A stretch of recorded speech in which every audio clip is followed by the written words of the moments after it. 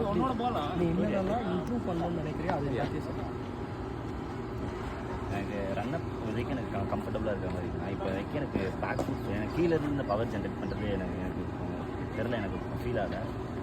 அது மட்டும் அது ஒர்க் பண்ணும், ரிஸ்க் ஒர்க் பண்ணும். அது back foot front foot risk. அப்பா எத்தனை back foot front foot risk grip run up எல்லாத்தையும் சொல்லிட்டியே. சரி ஓகே, நான் ரொம்ப சிம்பிளாக ஒர்க் சொல்லுவேன். ஏலேருந்து ஜே வரல ஃபாஸ்ட்டாக சொல்லுவேன். ஏபிசிடி ஜே 1லேருந்து 10 ஃபாஸ்ட்டாக சொல்லுவேன். A1 B2 C3 A1 B2 C3 சொல்லு, ட்ரை பண்ணு. A1 B2 C3 D4 E5. கஷ்டமாகுதா? ஒரு டைமில் ஒன்று பண்ணால் சரியா?